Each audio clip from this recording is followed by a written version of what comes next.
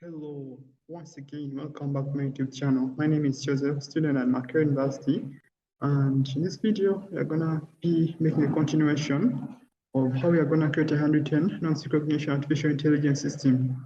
Now, I'll let you to be aware, just like I told you earlier, writers, students, scholars, and all people from all over the world who are engaged in the practice of writing or creating documents, they have a challenge of spending vast amounts of time in creating paper documents and then later on converting them into soft copy by typing. So this system of ours is able to alleviate these challenges. Now, the handwriting notes recognition in computer refers to the computer's ability to detect and interpret characters, which can be from various sources, as already I talked about.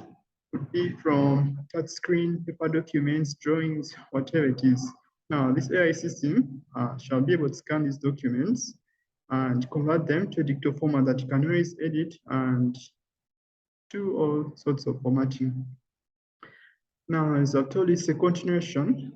Here, we are going to use a 110 character data set. Now, I got it from Cargo, that website. Now, this data set consists of single 110 character images, and the AI system shall be trained on this data and shall serve as a base point for the learning process.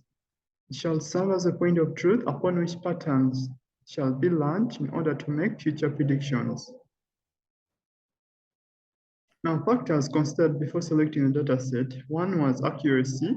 Now, our data should be in reality accurate because this shall be what our system shall base on to learn and make future predictions. So the data should be accurate. Then secondly, the data should be relevant. Should be relevant to the what? The project you're working on. What I mean is data sets should be relevant, explaining the lab associated with the observations. Now, the next we consider the quantity. We had to consider vast amounts of character images because we are creating an artificial intelligence system to be able to recognize images of characters from people who have different handwritings. So the machine has to have enough experience of all this by a large quantity of this data set.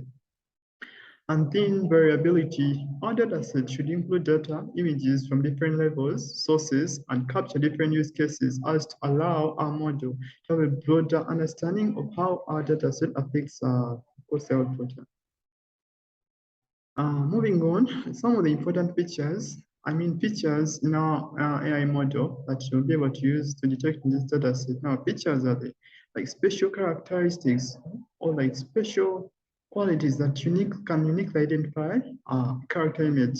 Some of these include curvatures, like the AI model will be able to detect curvatures and then unique curvatures for different letters, and then to be able to use them in conjunction with every other features to uniquely identify and categorize characters that are being detected when the document has been handwritten.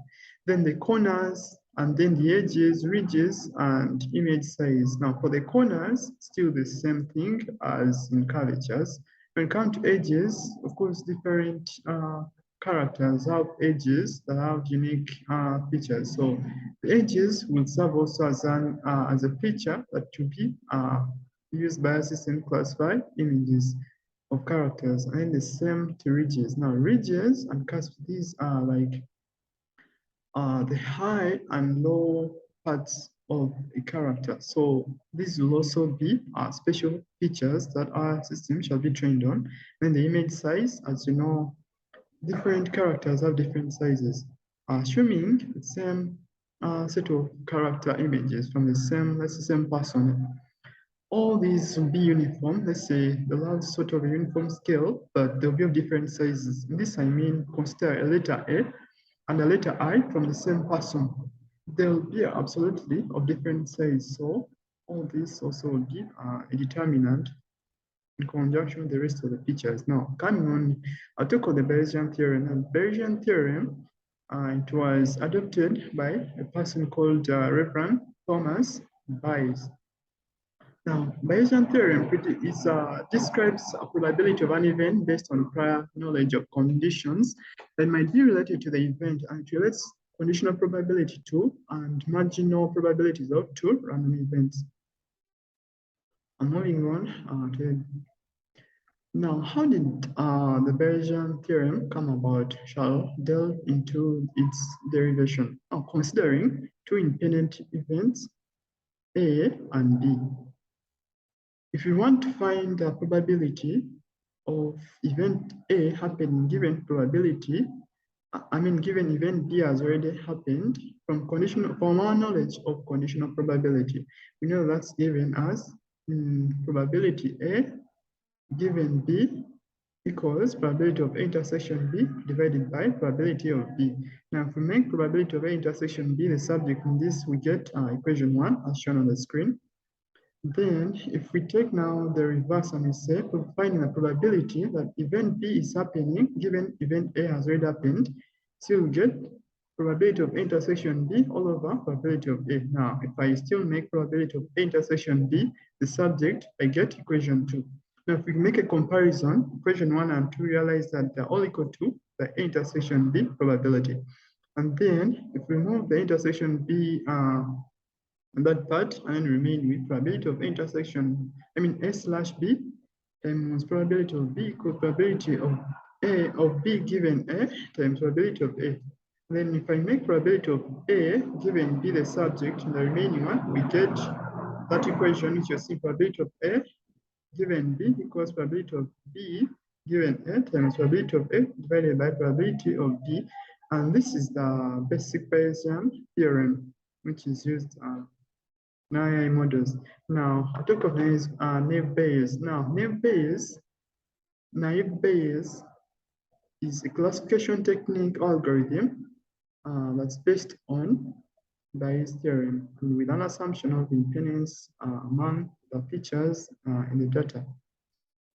Now, Bayesian networks. Now, these are all coming from the Bayesian theorem. Now, Bayesian networks, also called Bayesian Belief Networks, falls under the category of probabilistic graphical modeling. This is a technique used to compute uncertainties by use of the concept of probability. The uncertainties are modeled using directed acyclic graphs and conditional probability tables.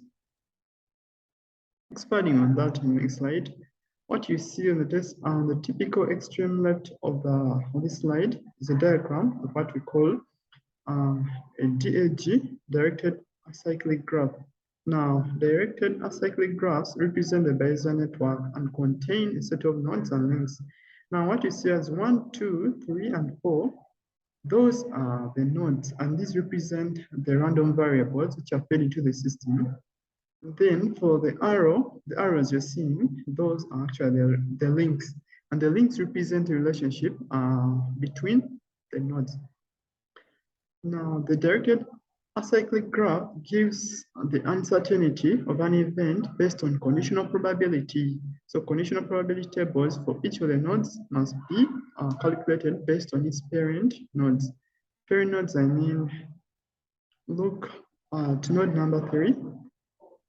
It has 2 arrows pointing to it from 1 and 2. This means 1 and 2 are its parents, its parent nodes. However, 1 and 2, they don't have any arrows pointing to them. Therefore, they don't have parents, but they're independent events. And then the 4, node number 4, is also an independent, rather.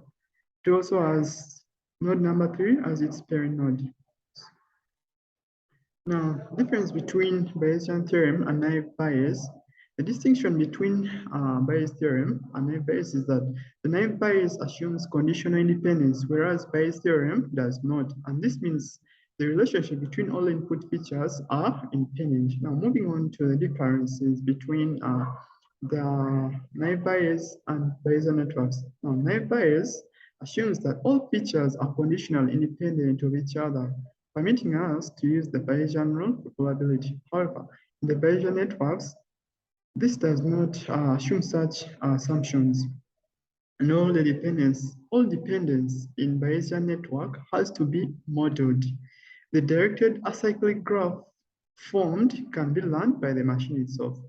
The other difference is Naïve Bayes classifies a technique to assign class labels to the samples from the available set of labels. And this method assumes each feature's value as independent and will not consider any correlation or relationship between the features. However, when it comes to the side of Bayesian network is a graphical model that represents a set of variables and their conditional dependencies. For example, if we give an instance of a disease and symptoms, these are connected using a network diagram, and all symptoms connected to a disease are used to calculate the probability of the existence of that disease. Moving on, I'll give a list of some of the links that I've used, links to some of the resources I used to compile my research work. And these will be available so in my description below. Thanks once again, thanks for watching, and don't forget to click on the subscribe button to receive all these updates from my YouTube video. Thanks very much.